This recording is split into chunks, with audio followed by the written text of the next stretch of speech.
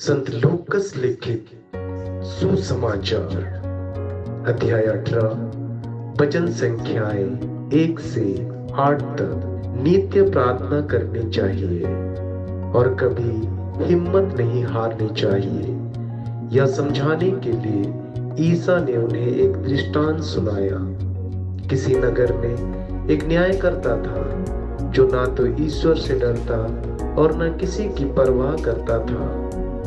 उसी नगर में एक विधवा थी। वह उसके पास आकर कहा करती थी, मेरे मुद्दई के विरुद्ध मुझे न्याय दिलाइए। बहुत समय तक वह अस्वीकार करता रहा। बाद में उसने मन ही मन यह कहा, मैं ना तो ईश्वर से डरता और न किसी की परवाह करता हूँ, किंतु वह विधवा मुझे तंग करती है, इसलिए मैं उसके लिए न्याय की व्यवस्था करूंगा, जिससे वह बार बार आकर मेरी नाक में दम न करती रहे। प्रभु ने कहा, सुनते हो कि वह अधर्मी न्यायकर्ता क्या करता है? क्या ईश्वर अपने चुने हुए लोगों के लिए न्याय की व्यवस्था नहीं करेगा, जो दिन रात उसकी दुहाई देते रहते हैं? क्या वह उनके विषय में देर करेगा? मैं तुमसे कहता हूँ, वह शीघ्र ही उनके लिए न्याय करेगा। परंतु जब मानव पुत्र आएगा तो क्या वह पृथ्वी पर बस विश्वास बचा हुआ पाएगा? यह है प्रभु यीशु ख्रिस्त का पवित्र सुसमाचार। हे ख्रिस्त, तेरी स्तुति हो। ख्रिस्त में मेरे माता पिताओं, भाई और बहनों और प्यारे बच्चों, आज संत लूकस लिखित सुसमाचार का अध्याय 18 वचन संख्या 1 से लेकर 8 में यीशु अपने शिष्यों को लगातार प्रार्थना करने और विश्वास बनाए रखने के महत्व के बारे में सिखाने के लिए एक दृष्टांत सुनाते हैं। यह दृष्टांत एक विधवा की दृढ़ता पर आधारित है। वचन संख्याएं 1। यह वचन इस दृष्टांत का उद्देश्य बताती है। फिर यीशु ने अपने शिष्यों को एक दृष्टांत सुनाया कि उन्हें सदैव प्रार्थना करनी चाहिए और हिम्मत नहीं हारनी चाहिए। यहाँ यीशु लगातार प्रार्थना करने और ना रुकने की आवश्यकताओं पर जोर दे रहे हैं, भले ही प्रार्थना का उत्तर मिलने में देर हो। वचन संख्याएं 2 से 5 में विधवा के दृष्टांत में एक न्यायाधीश है जो ना तो परमेश्वर से डरता है और ना ही लोगों की परवाह करता है। एक विधवा बार बार उसके पास जाकर न्याय की मांग करती है। शुरू में न्यायाधीश उसे नजरअंदाज करता है क्योंकि उसे किसी की परवाह नहीं है, लेकिन विधवा की लगातार गुहार से तंग आकर वह अंततः उसे न्याय देने का फैसला करता है, ताकि वह उसे बार बार परेशान ना करे। वह सोचता है, क्योंकि यह विधवा मुझे बार बार परेशान करती है, इसलिए मैं उसका न्याय करूंगा, ताकि यह बार बार आकर मुझे परेशान ना करे। संत लूकस लिखित सुसमाचार का अध्याय 18 वचन संख्या 5 में इस दृष्टांत में न्यायाधीश एक ऐसा व्यक्ति है जो अन्यायपूर्ण और उदासीन है। फिर भी विधवा की दृढ़ता के कारण वह उसे न्याय देने को मजबूर होता है।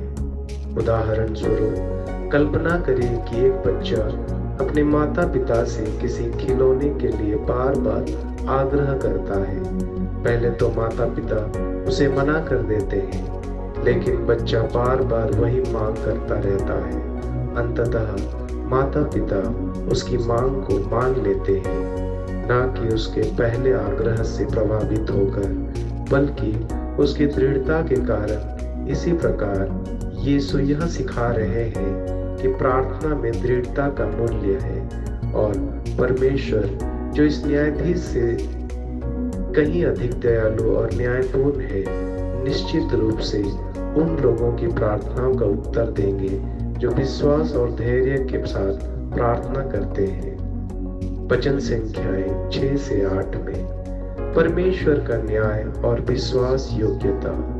यीशु दृष्टांत को समझाते हुए कहते हैं, तो क्या परमेश्वर अपने चुने हुओं का न्याय ना करेगा जो दिन रात उससे पुकारते हैं? क्या वह उन्हें इंतजार करवाएगा? मैं तुमसे कहता हूँ, वह शीघ्र ही उन्हें न्याय दिलाएगा।